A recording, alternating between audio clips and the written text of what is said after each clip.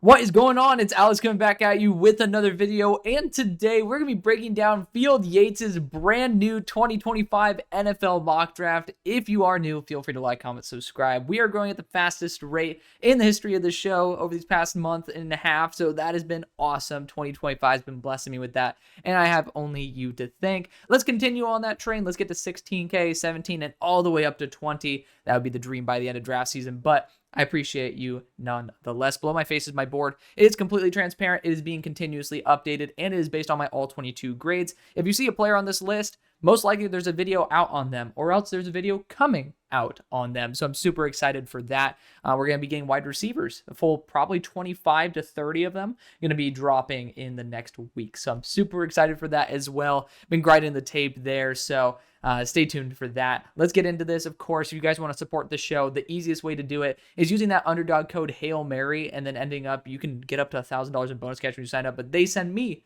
$60. Just put $10 down. You want to send 10 to me just to show the love?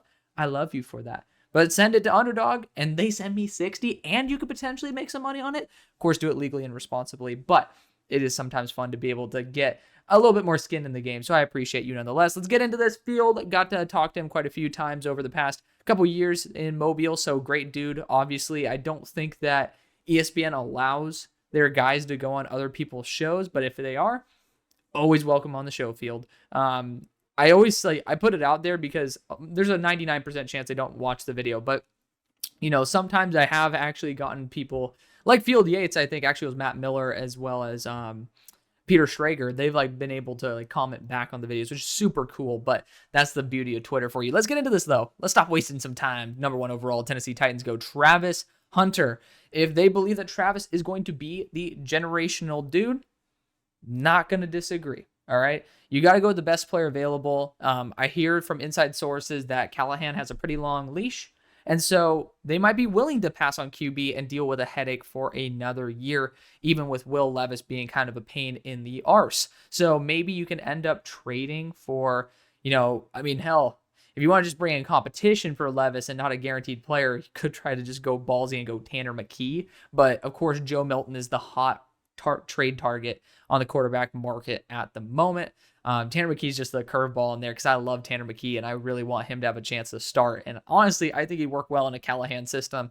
My best friend who's an Eagles fan would not like to hear me say that because he loves Tanner McKee as well. But Abdul Carter, Travis Hunter, it just depends on what you think. And honestly, Travis Hunter with the versatility that you can kind of use him on both sides of the ball, not at the same time, in my opinion. He is going to be attending the combine as a corner.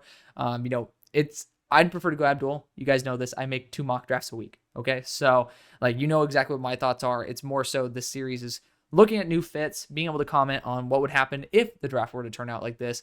And at the end of the day, this is something similar to what I talk about with my Steelers, but you don't sacrifice great for good, right? If you can legitimately upgrade a position of value like corner, you can do it. But again, you guys sniped Jarvis Brownlee, who is a top 64 player on my board. I am going to shout that out every single time I can. I love him to death. And there's a couple corners on here. You can even see one at number 12 that I think very highly of as well. Number 2, we got the Browns going Abdul Carter, probably going to be trading away Myles Garrett. Whether it's during the season, whether it's now, I'm not sure. But regardless of it, if Abdul is here, you got to take him. And I don't think quarterback's the right route. Of course, Stefanski might do that because, he's on the hot seat too. But I think the best move, I think it's a fireable offense to pass on Abdul Carter for a quarterback that we kind of consensus-wise believe is not as good as Abdul Carter.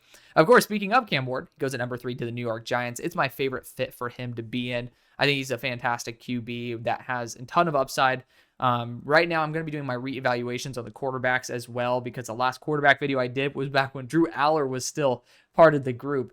And Cam Ward came essentially tied quarterback 1 for me with Shedeur Sanders. But there's some things I saw in Shedeur's game. The more I watched him, the more I've actually had some concerns. And I think Cam Ward does have the edge in being QB1. So regardless of that, this is an amazing fit. It's my dream fit for Cam Ward, and I really hope that comes to fruition. At number 4, we got the Patriots going Will Campbell, tackle out of LSU. A lot of people love Will Campbell. I like Will Campbell. And I just personally have some concerns with him as a tackle. At the same time, I also have concerns with him as a guard because in the few times he's had a tight end next to him, he doesn't look too comfortable in the 3-point stance. And so my issue with Will Campbell, it's not just the arm length, right? I've seen him get long armed by multiple different players. He actually performed well versus Darius Robinson, who's now an odd front defensive end. So again, kind of some notion there for him to actually be able to potentially move inside. But I do have my concerns I'm trying to think. Kyle Kennard even got the length battle on him, and he doesn't have that long of arms. But obviously, Dallas Turner is the easiest one that comes to mind. But a multitude of games for Will Campbell. Obviously, the Texas A&M game this past year as well. Like, arm length does come up on tape. Sometimes you have those players that don't have very long arms, but they just know how to engage. Like, there's just guys like Penei Sewell who don't have 35-inch arms, but they really do know how to get inside your chest plate and how to minimize that issue. And I don't think Will Campbell does a very good job of that on a consistent basis. I think in his big games, he does it well. But my biggest concern is, like, are there hip flexibility concerns for Will Campbell? You see his stance, and it's extremely not, I literally blanked on the actual word I wanted to use, but it is very atypical for the position. That was what I was looking for. It's just not, it's weird. It's a weird stance. And everybody who watches him will be like, yeah, what the hell? Like, this guy looks like he's on the crapper, but he actually doesn't have, it's horrible mechanics if you're trying to just get like a copy paste type of player, but it works for Will Campbell, right? That's where you got to start, like, seeing, okay, well, some guys just work better doing certain things. And so the question is, do you believe he's worth the number 4 pick? For me, answer is no. Obviously, I'm the one who's trying to play devil's advocate and do my own analysis here. But Will Campbell, to me, I just don't have enough faith in him being worth a number 4 overall pick because I also think he has spatial awareness issues. When it comes to wide 9, I think he struggles massively. And this past Super Bowl, we saw Nolan Smith damn near out at this slot cornerback position. That's like wide 11, for Christ's sakes, right? So it is something that NFL defenses deploy often, and he opens up way too much, allows way too much room on the inside, and if he doesn't, he'll allow too much room on his outside shoulder. I just worry about how he's able to spatially be able to hold up a pocket. And I might be wrong, and I pray to God that I am, because good football is always better than being right about a player I don't like. But it's not that I don't like Will Campbell, it's just I don't like Will Campbell at 4. So I understand the need for the Patriots. That's why I have him always going tackle in round 2. But I will say, I would not personally take him at that spot. Again, this is not my mock draft, so that's why we like to talk about some fits. Jaguars going Mason Graham. It's respectable. Graham is an absolute savage. He is a really, really quick penetrator, and it is surprising. I think his run anchor is worse than what it gets credit for, but the thing is, he is a powerful player that doesn't consistently apply the physicality that I expect. Like, currently, he's at 15th overall on my board. Like, my biggest issue is that anchor, right? I just don't like how easily he is moved for the size that he is and how athletic he is, but he's a great block shedder. You're not going to keep your hands on him. He's going to continue swiping your hands down and just getting around you. So I love that about him. And, pair him up with Mason Smith, and you end up having a really nice duo for the long haul there. Vegas Raiders go Shedeur Sanders. Again, I always believe that the Raiders, especially with Chip Kelly, can be able to go after Will Howard in this, like, the late second, early third round, right? And I think that value is significantly better.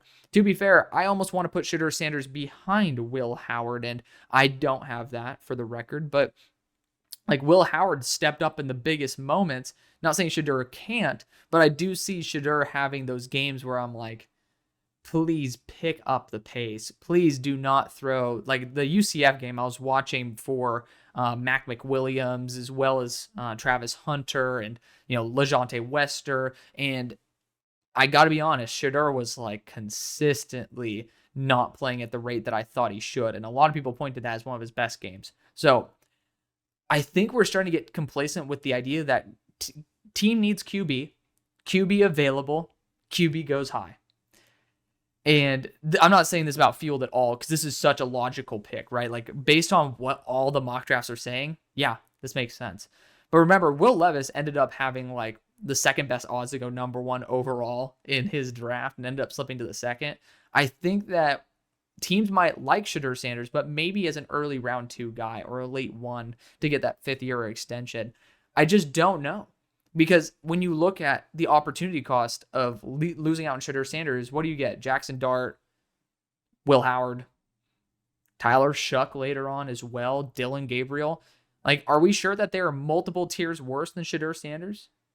I don't think so. And if they're not, and you can end up getting them for literally like maybe 10% of the pick value, that's a pretty good deal. Again, you don't want to play the, money ball game at the quarterback position, but if you don't think that Shedeur Sanders is actually a number 6 overall player, probably, if you have a longer leash, probably should not do that. And that's why I do that with the Raiders, because I see the vision to have Will Howard on this team, to go after Will Johnson at 6 or Tetairoa McMillan in this case as well, and go from there. Michael Williams goes at number 7. Michael is like a dream NFL physique. He's powerful. He's explosive. Like, people are going to get mad at the fact that Michael was not productive in college. But I will say this, as someone who came into the year having Michael as a developmental grade, like not a starter, like nothing like that. I was a Michael hater. He performed so much better this year. And a test for me, because he wasn't very productive on the year, right? He had a very sluggish middle part of the year. But you have to look, and if someone gets injured, are they not producing because they're recovering from their injury, or because are we just using the injury to cover up the fact that they can't play, right? And there's some players who genuinely get the BS excuse of, hey, they're injured, they're not at 100%. It's like, well, they're not playing football well, even if they had the extra athleticism, right? Michael Williams is not like that, because you saw as the season progressed, as he got healthier, he got better and better and better and more efficient, and he looked comfortable at the end. And he was his best at the end when he was healthiest. I have a lot of faith in Michael Williams. Now, at number 7 for the Jets, I don't think that you need to do that. But for Aaron Glenn, as a defensive coach, if he's looking at that, he might say, hey, I feel pretty damn comfortable being able to look at quarterbacks similar to what I was talking about in the long run, just, kick it down the road in terms of the rounds or the years, and, be able to play money ball at that position. But Michael might be the project that Glenn wants. I would just say I prefer Will Johnson here, but we'll see where Will Johnson goes. Maybe Field has him slipping a bit further. I got Jalen Walker. I love seeing the fact that he is also listed as a partial linebacker there for the Panthers. I think that he's a better linebacker than edge rusher, and that's not a bad thing. That's not a dig at him, and he is literally number 14 overall as a linebacker.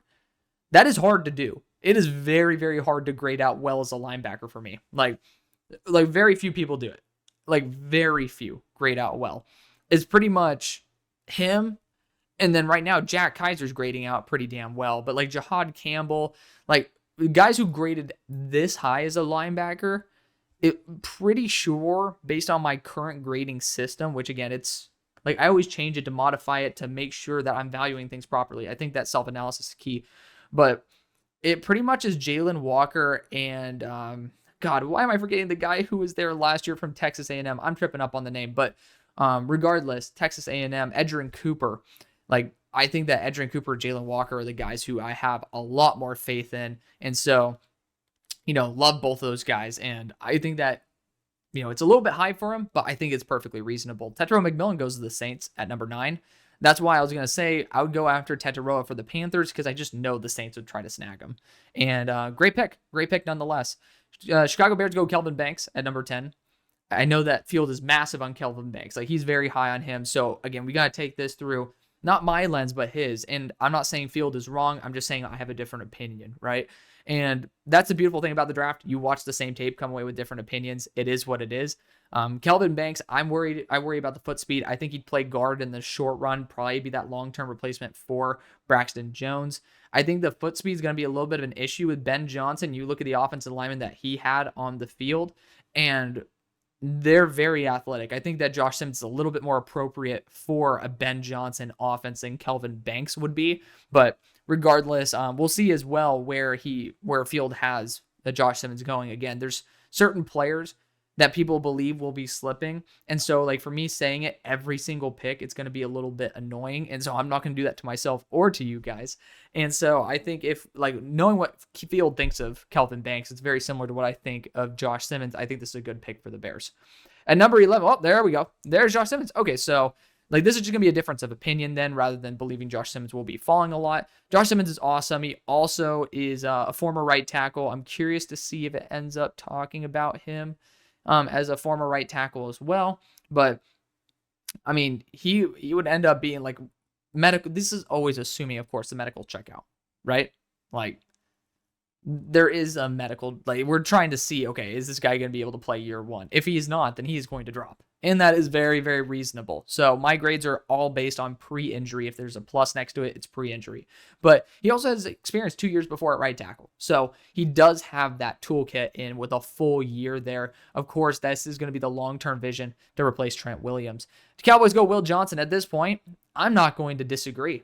I'm not going to disagree at all. This is great value. Honestly, corner is an underrated position. And you do talk about Jordan Lewis, Deron Bland, Trevon Diggs. Like, these guys are, the corner core is not necessarily stable at the moment. And if you can get Will Johnson in for excellent value, yes, Genty makes more sense in my opinion. But I mean, this is a really cool, like, alternate universe where you're going to get a top tier corner with great ball skills like Trevon Diggs without maybe elite athleticism like Trevon Diggs. With elite IQ, Trevon Diggs has that. I think that he's a little bit more boomer bust than Will Johnson is. But regardless, I think Will Johnson would be a phenomenal pickup here. And it's a nice change of pace. And for Matt Eberflus, I mean, dude, that's going to be incredible. It will be incredible to see Matt Eberflus could genuinely get the most out of him. I would love to see that. Dolphins go Tyler Booker at 13. He's my number 11 player. And that factors in positional value. Technically, if I did not do that, I think he would be at number 3 overall. Like, his grade is like that, but I do understand positional value is a legitimate thing. I think Tyler Booker is the safest prospect in the class, most likely. Like, he's just rock solid, man. Rock solid. And so I don't think Greer is going to take a guard in the first. And I understand the idea that, like, there is going to be this sentiment that you need to potentially look at the, like, a tackle guard hybrid to be able to justify it to Greer. I just don't think that the GM would want to take Tyler Booker this high. I think it would be a great move, and I totally agree. But at the same time, like, when we are doing mock drafts, I personally try, if I have a good read on what the GM likes to do, I try my best to follow that. And this is wishful thinking, and I pray to God that it's right, because people learn from their mistakes. I mean, doesn't matter how high up you are, people still have mistakes, and people hopefully do learn from them. And being able to get a high quality guard like Booker is going to be massive, but this offense is extremely quick throwing, so they don't value the interior offensive line position as much as they should. So I do have that concern as well. Colts go Tyler Warren here at 14, dream pick. Not going to disagree with it at all. This is, yes, a sprint to the podium kind of pick. I love it to death. 9th ranked prospect for Field. I don't blame you whatsoever. He's 21 for me, but if I'm going to be honest, I'm not going to complain about that at all. That's just because I have dudes above him who I think are awesome as well. He literally is half a point away from being number 16 overall. So again, super duper tight race up at the top. So continuing on, we got the Falcons going Mike Green here. There's some off the field concerns. I want to see if it's put in here. There is not. So just going to say, there are off-the-field concerns. I've talked about it before. Not going to confirm or deny it again, because I'm just repeating what trustworthy sources have told me. And then on top of that, it lines up with why he was released or why he was dismissed from University of Virginia. Just going to say, I've seen other people talking about it as well. So the people who I haven't even heard it from. So maybe we're all getting the information from the same person. I'm praying that they are wrong, but I do think that Mike Green, I pray to God that it gets all checked out, and I pray to God that it's behind him in the past, but good chance he's falling, because he's an awesome player, but it is something that, like, again, I talked about it in a couple videos ago. I'm not going to go into it now. There's a chance he falls. I think edge rusher is a key position for the Falcons to go after. If you're going to go after someone like this with some off-the-field question marks, I'm going to say trade down as much as possible. At number 16, you got the Cardinals going Shedeur Sanders, another odd front defensive end. Would be intriguing to see. I know that the Cardinals need pass rush. I would just say, how much do you trust Gannon to develop and use Shedeur Sanders to the best of his capabilities? I love Gannon. Not going to try to shit on him here. I think he's a great coach, but I don't trust him to develop Shamar in the first. Like, I don't see the vision for it. So it fits the MO. It's what they did last year with Robinson, but I don't love it myself. I do love the idea of an edge, but I just don't trust I don't trust Gannon. Then you got Walter Nolan to the Bengals. Realistic. I mean, honestly, you get a punchy defensive interior. You look at Al Golden, and, he had Riley Mills and Howard Cross. Like, those two guys were a focal point of that defense. His defensive interior is a big factor. Then you combine it with McKinley Jackson, Chris Jenkins Jr. It could end up being a really nice rotational trio that you can go.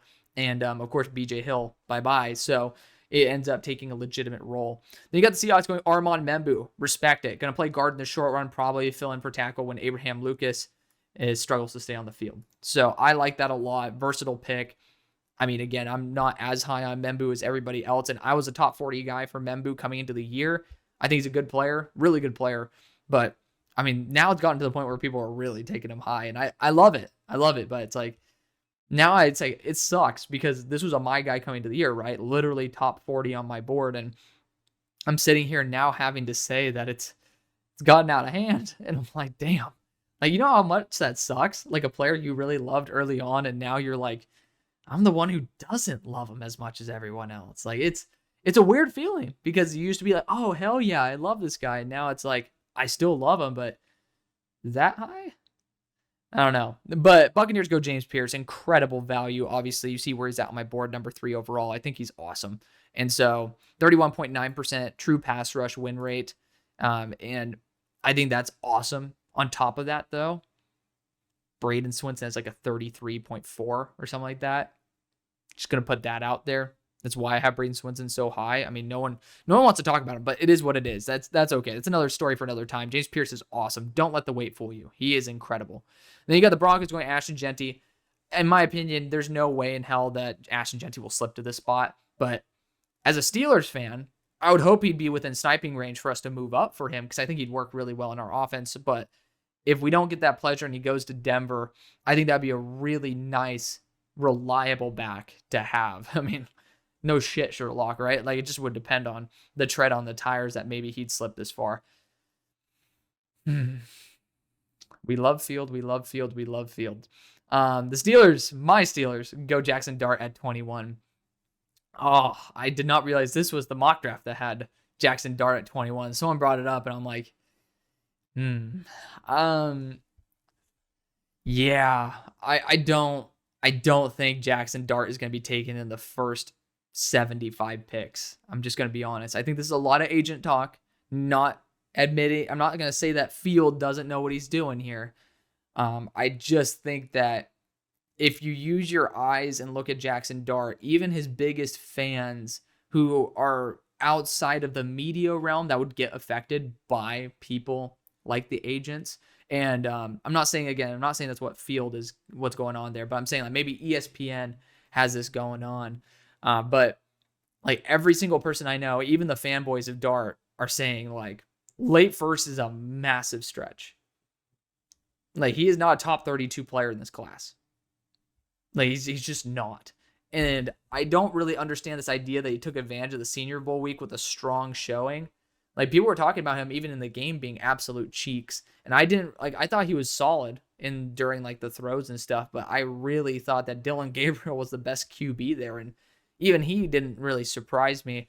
I really think that we're starting to overvalue the quarterbacks. The Steelers, if we spend our first round pick on Jackson Dart, I will legitimately start considering not being a fan of the Steelers. Again, I'm not taking this out on Field. Like, again, he's predicting what we do. And so I've made picks that people disagree with. That's perfectly fine. But I'm saying if this does come to fruition, I think I will actually legitimately leave the Steelers in terms of my fandom. It's maybe I'll be a fake fan and come back if Jackson Dart works, but it's just, man, I mean, it's tiring to wait my entire life of being actually aware of how much I love my team, the Steelers, and aware of actually understanding football. Like, the Steelers haven't done jack shit, and it's just been like a constant mediocrity. It just would kill me to know that we're back in that cycle. I really do think Jackson Dart is very similar to Kenny Pickett, and Kenny Pickett should have been a third-round pick, and so I'm going to say the same thing there. Chargers go Colson Loveland at 22. Makes sense. You got the dream combo right there with the coach as well. His former weapon. Packers go Max Hairston. If the medicals check out, he was playing legitimately like a late first corner there in Mobile. I think he's fantastic, and he's going to fly. He's going to be in the 4.3s, if not the 4.2s. This dude's an absolute unit, and he might be a little bit skinny. That's okay. So it counters the absolute unit comp, but I think that I don't know. Jair Alexander said he wanted to head out. Like, I saw something like that. So I got to check up on that to see if it's accurate. But regardless, you do need a corner too. And I think this is a pretty desperate spot for one. Max Hairston could end up really working out. You guys ended up going after Valentine a couple years ago. And so you can go back to Kentucky again. Derek Harmon goes to the Vikings at 24. Good player, young player, productive player. He's productive even as a true freshman there at Michigan State. A really good player nonetheless, though. The Vikings, I'd personally, again, trade back as get as many picks as possible or go into your offensive line with Gray Zabel because I think that's a little bit more valuable, but not going to complain if they end up going after a player like that you could end up seeing. Why am I forgetting people's names? Flores. And I wanted to call him like Flowers. And I'm like, nope. I'm going to hold ourselves back. Flores being able to work with him and be able to mold him into the player that he wants. Luther Burden goes to the Texans at 25. They need some help on that receiving core. You can, of course, I love the idea of talking about offensive line here as well, but the receiving core is absolutely eviscerated, so it's understandable to say the least. The Rams then go Josh Connerly at 26. Could end up using him as a right tackle if you need to. He just needs to get more comfortable with the form. I think that's why he got surprised and got sat on his tush by Mike Green. It just, going to left to right tackle is not as easy as what y'all think, I think. And, we got lucky this past year with a lot of guys transitioning sides and doing a good job at it. This year, I'm not fully sure those guys are going to have that same level of luck, but for the Rams, you could play either side with Connerly if need be. Then we have, we do have Alaric Jackson as a free agent. I did hear that you guys are trying to re-sign him, though. He's not super expensive, if I'm not mistaken, either. Ravens go Malachi Starks. They always go BPA. I personally think this is incredible. Yeah, Marcus Williams is gone. He essentially, you can pair him up there with Ardarius Washington and Kyle Hamilton for the long haul. It's a really good pickup. You got Gray Zabel going to the Lions, a pick I made yesterday or 2 days ago, I should say. Really good interior offensive lineman. I mean, I have him literally up at 8, including positional value. He would end up being my number 3 player in the class without it, and almost number 2. Then we got the Commanders going Emeka Egbuka at 29. Consistent, solid, high-level performer. Just kind of a dream player for Jaden Daniels to have. The Bills go Kenneth Grant. Excellent addition as well. Super high ceiling. I do worry about his run anchor as well. I don't know why. He gets moved really easily for his size, and he's a very athletic player. So this is kind of like to me, Kenneth Grant is very similar to Deone Walker with exponentially less issues, but still some pretty big issues. There's still a lot of stuff to work out there for Kenneth Grant. And so I think he's a really fun player nonetheless. And I think there's a sky high ceiling for him. This might not be the place where I have the most comfortability with him going, but I also respect the fact that if you pass on him, he is going to the Chiefs. And I would not want to see him reach his potential with Kansas City. But speaking of Kansas City, they go Donovan Jackson here. I think that's an excellent move. I'm just going to be real. I don't like him going after tackle at all because they can't develop tackles, right? Just look at the recent history. Morris as well as Suamatea, both have done absolutely nothing. Their success at tackle pretty much has been like Fisher, who was a number 1 overall pick a long time ago. And then technically Juwan Taylor as well, when he's not doing his false start stuff. He is pretty reliable compared to what you guys do have. So it's pretty much been a number 1 overall pick and free agency acquisition that's been reliable from my recent memory. Of course, I think I'm trying to remember. There's some other guys, obviously, that have been in that list. But regardless of that, of recent memory, you guys haven't developed it very well. But the worst case scenario is that Donovan Jackson could end up playing that guard role for Trey Smith if he does end up failing. I want Hunter Norzad to do that. You guys did an excellent job calling me out on drafting guard too high because Norzad deserves a chance unless they have that tackle versatility like Donovan Jackson does. One of the few guys who I think could actually end up making it work there for Kansas City. And my dream pick for the Eagles, Jahad Campbell, baby. He's going to replace Nakobe Dean and be used as a quasi-edge rusher. That is an absolute dream. Former number 1 edge in his high school class. My number 18 player on my board. So big fan of that. Don't believe there is a second round to this. If there were, of course, we'd review it. But stay tuned for more videos. Love you. Happy Valentine's Day. See you on the far side. Peace.